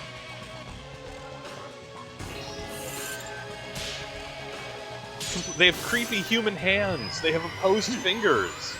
Oh, I love it. The Toncast's gun, it's still super effective.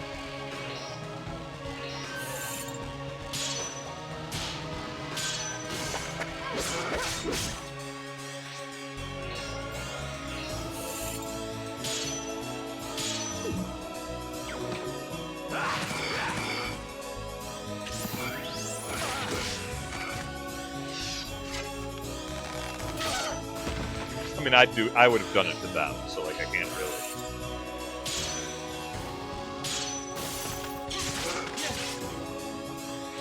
It's down to 1 HP. It's down to 1 HP. Ugh.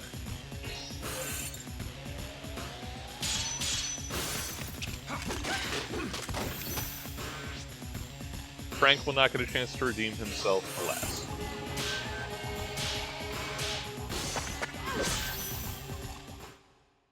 Not even worth mentioning.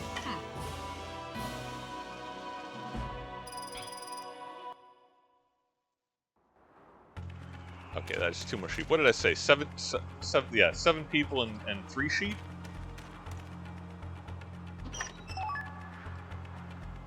Pocket watch.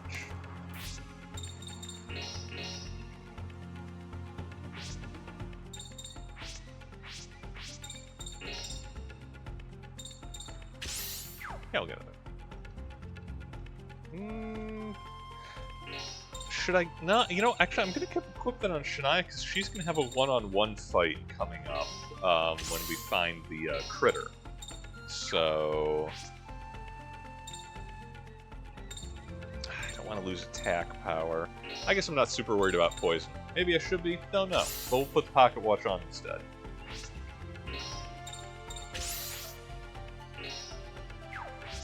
And oh, also I got a couple of stellars. Let's see who. Oh, that's Frank's chart. Okay. Can Johnny equip? Or we need a level 2 socket to equip Raise Up. That's fair. We'll give him status fixing, and can. Okay, none of our available charts so far have a level 2 round slot. I would have to go back to the Majamels to spend a shocking amount of money to get that upgraded. But we'll keep that in mind. It's not bad to have Resurrection.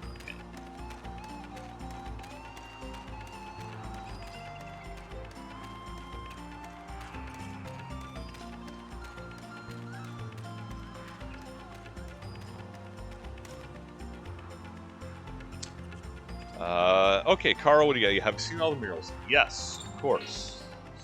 Speak lies. What?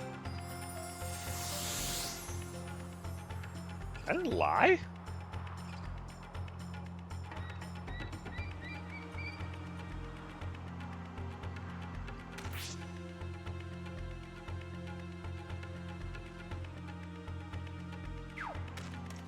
I mean, unless... Okay, dude, if the camera is hiding murals from me, that's between me and the camera. I'm not afraid of you. A little salty about this now, okay. Be that way.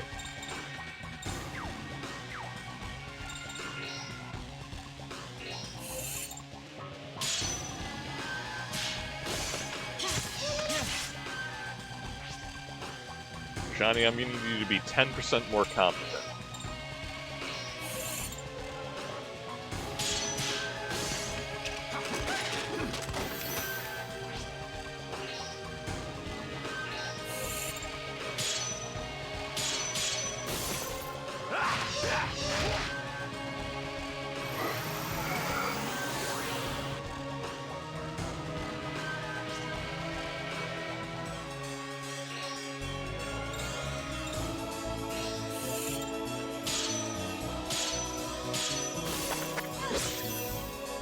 But, well, anyway, while we're slogging through encounters in the dungeon here, I mentioned that I had 2 interesting perspectives, or at least underrepresented ones, about the past of Prohibition. The feminist was one, the suffragette movement, grand overlap there, I have explained. The other one I'd like to point out is that, as mentioned, Prohibition is a sumptuary law. It is, you know, limiting what the peons can and cannot do, what goods or services or clothing you can wear. Sumptuary laws have been around forever, like literally 7th century BC Greeks, for some of the oldest ones on the books. This is not new. The more top-down and authoritarian culture is, the more likely they are to have sumptuary laws. This is how you make the nobles feel important and pretty. And Prohibition is kind of that. Like, it's that wearing a fancy hat, perhaps, but it is definitely the same thing. And in addition to early American feminists and suffragettes being one of the big part of the dry coalition of people pushing for prohibition, one of the other large groups of that is American business interests, and this is something that gets really glossed over. Is that prohibition is a class war, right? Like it is never advertised as such. There's the pious, high-minded Protestant virtue, yada yada. All that's kind of nonsense, and a very big part of the draw of prohibition from a business perspective is workers are showing up drunk on Monday. Blue Monday is the idea that because this is a time when it is not a 5-day work week; it's a 6.5-day work week. But workers after spending multiple 12 and 14-hour days Monday through Saturday in the factory are tying one on Sundays, and they're going out to the saloons, excuse me, and they're drinking at home, or they're consuming spirits, and they're doing all this, and they're showing up hungover on Mondays, and they are not super efficient workers. Did we miss the first sheet? I gotta check all of them again, don't I? And one of the big voices pushing for prohibition is a guy named I got it written down here. I keep forgetting. Yeah, Irving Fisher. He's a Yale graduate and economist of the time, and he's a Fink. This dude sucks something fierce. He is going to be one of the pseudo-scientific voices pushing prohibition as an economic benefit to the nation. So we're just going to keep the working class from having any fun, and then we'll be able to extract more work from them. And he's very forward. He runs completely bogus economic tests and simulations, and puts out papers about there will be billions of dollars added to American prosperity in the economy as long as we just don't let people enjoy themselves in any way, and make sure they spend as much time as possible putting money in the pockets of the capitalists of the era. And he will later go on. He applies this same, I'm gonna say, logic with quotes around it to other prohibitions, the anti-marijuana legislation that will come out afterwards, and all of his work is bunk, right? It's based on nothing. He just makes up numbers as he goes along, but at the time, right? This is an educated man from Yale. He knows what's what. He knows what's best for America. It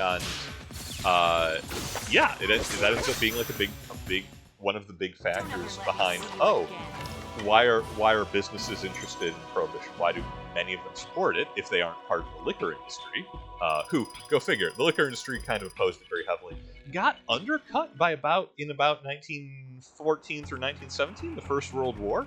Go figure. A lot of German Americans were on the wet side of the breakdown. A lot of beer drinking, and got just kind of lumped up as being downright un-American. And there's the cause of temperance gets a very big boost from the First World War of rationing of grain and corn to go to Europe to support the troops instead of going to distilleries, breweries.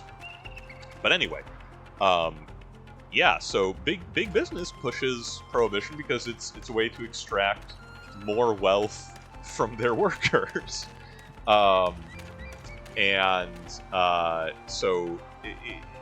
we seldom think of it this way now, but Prohibition is absolutely a class war. And this manifests quite shamelessly, because I mentioned earlier that the Volstead Act bans the manufacture, transport, purchase, and sale of alcohol, but not ownership or consumption. Well, here's the thing.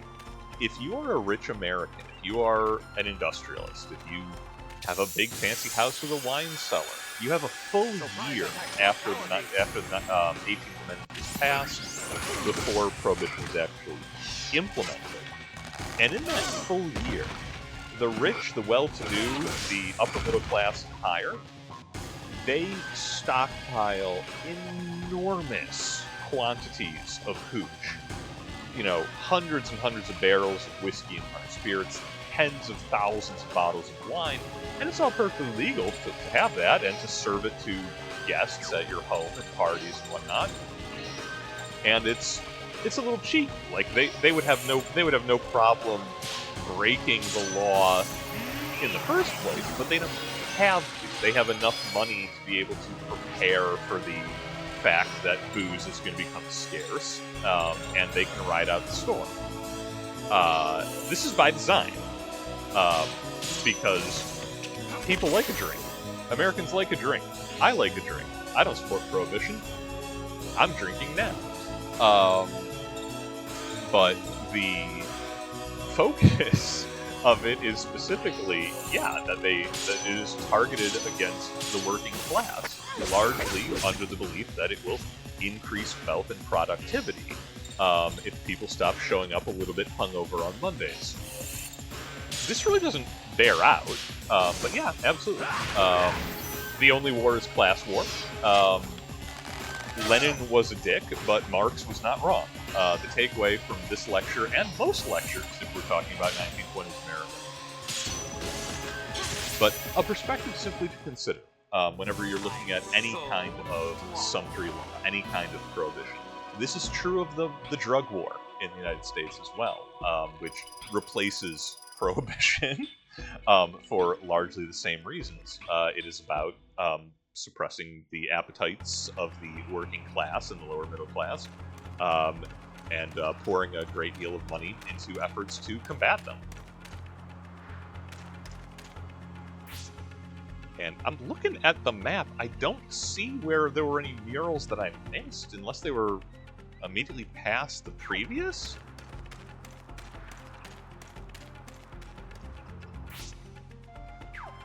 Because I've been down here.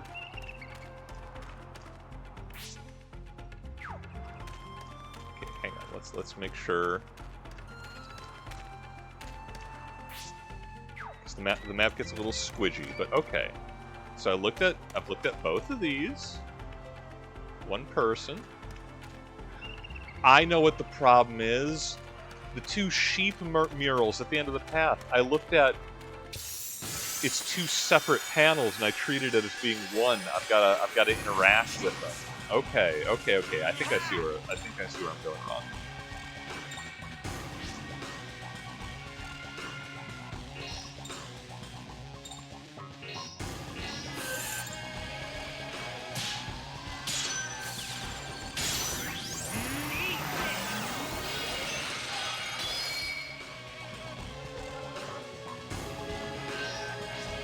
But yeah, anyway, that's the what's what for just some additional things to consider about Prohibition. To borrow phrasing from Foucault, or more recently from Mulligan, law is just threats imposed by the dominant socioeconomic class, and nowhere does that show more accurately than in saying that you're not allowed to have a good time because we think you can make more money for millionaires and billionaires if you were sober more regularly.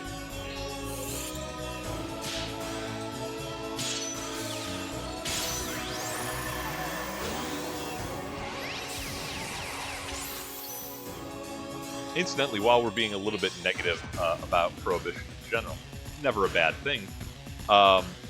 It is one thing that is far too often ignored. There's a body count from the prohibition of alcohol in America. not just from the bootleggers who kill each other and innocent people in crossfire. No. That's organized crime. I'm talking about one of the side effects of prohibition is the government mandate of the denaturing of ethyl alcohol, industrial and medical grade alcohol, because it's like, oh well, we can't let this just go onto market because people will drink it and they will get drunk, and we say they're not supposed to do that. So after the passage of the Volstead Act, the government of the United States specifically poisons ethyl alcohol. They denaturize it for any industrial purposes, or like cleaning purposes or whatever. Anything that is not specifically meant for consumption. And there's medical grade alcohol is a thing. You can go to a pharmacy and get a prescription for a fifth of vodka. This is a real thing. Walgreens, the pharmacy, yeah, they have like 20 branches before Prohibition. After Prohibition, they have almost 400 because they were bootleggers with a license. Because it was never meant to be applied evenly, and it was, if you were upper middle class or higher, you could get a prescription for alcohol. Yeah, so there's an estimate of something like, while in the 14 years of the Prohibition period, it's an estimate, I think, of like 10,000 Americans are poisoned. Those are the confirmed fatalities from drinking like denatured alcohol, which again, that's only done to abide by the morals and ethos of the Volstead Act. That, oh yeah, alcohol bad. So that could be put down to, oh well, we told people not to drink it. We put a warning on it. Except the government was informed by the Revenue Agency, by the Bureau of Investigation at the time, that, hey yo, poisoning the alcohol is not going to stop people from consuming it. And it did not. And they knew that, and they did it anyway. So that's 10,000 bodies, right? That is entirely unnecessary. But it happened.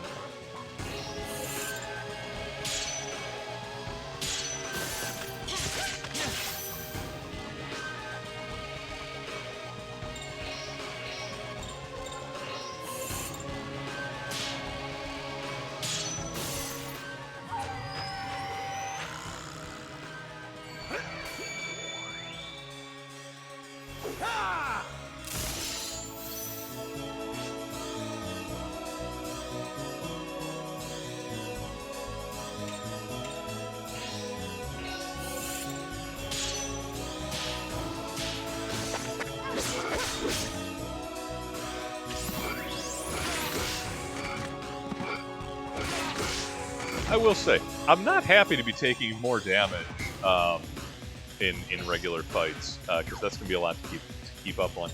I do kind of appreciate that enemies are so much more aggressive with combos, which were quite rare and easy to interrupt in Covenant, and now are kind of a regular part of the enemy's, the other side's roster. Keeps me on my toes. I approve. I'll be happier when in the future, we get some abilities to, like, manage stock a little bit better. Because, I can only build stock by doing multiple rounds of regular attacks. And all of our fancy stuff requires stock to activate.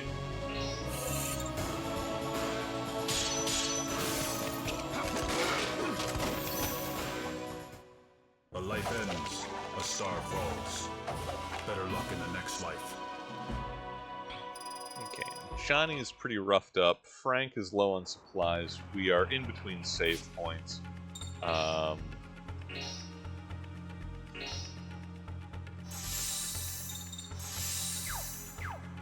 Let's top him up. And Natan and Frank. Okay, so I've looked at all the murals. Looked at the shattered both halves of the shattered mural. That has to count. It better count. The 3 on the other side. This one right here. I sure feel like I've interacted with all of them. But let's double check. Okay, sheep and person.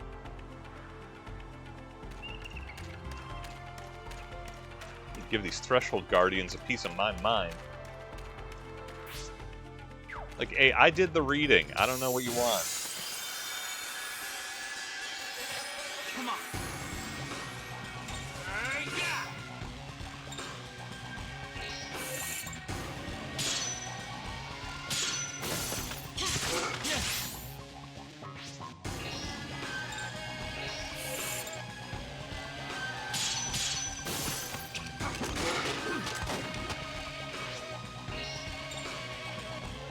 That's a little insulting. Anytime man on 1 HP, I'm just a little bit upset by that.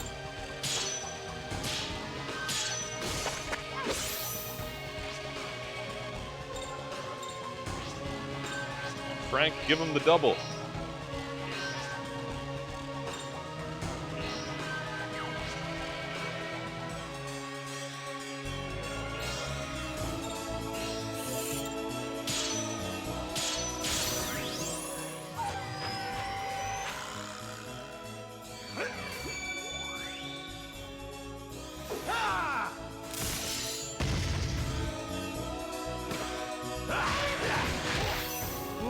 Clean. Hey, you! Be sure to brush your teeth. That is why he is the Polish American Ninja, ladies and gentlemen.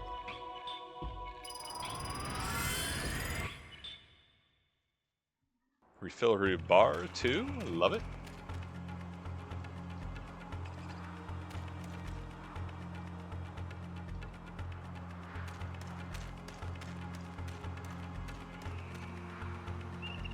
Got 1 sheep.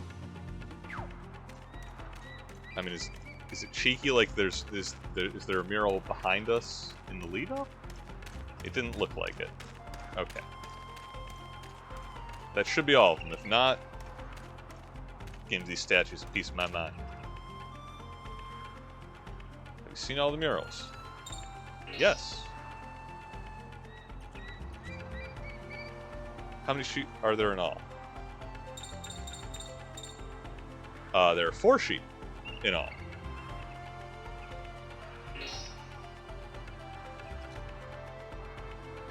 Okay, yeah, I guess it was just that I had to check both halves of the split sheep mural previously.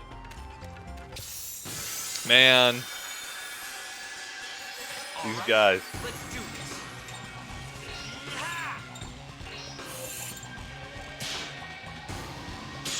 Hey, y'all Threshold Guardians, I appreciate you got a job to do. It's starting to bother me a little.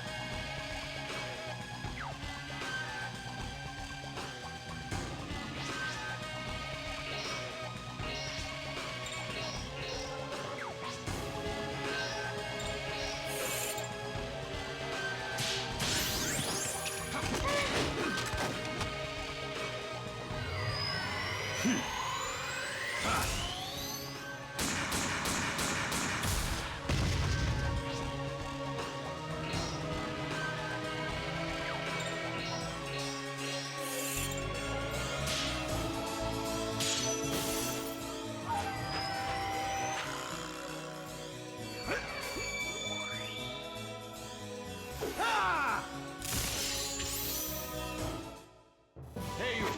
Be sure to brush your teeth.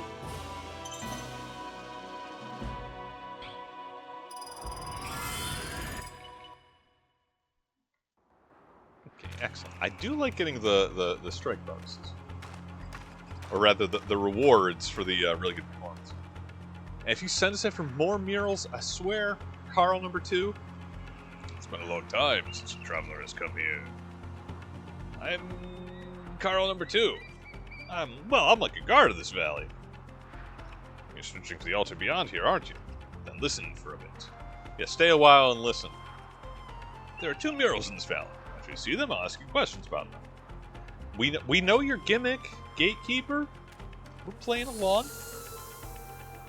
On the plus side, we have found a save point in the middle of the dungeon here. It is exactly 9 o'clock. That puts us at time.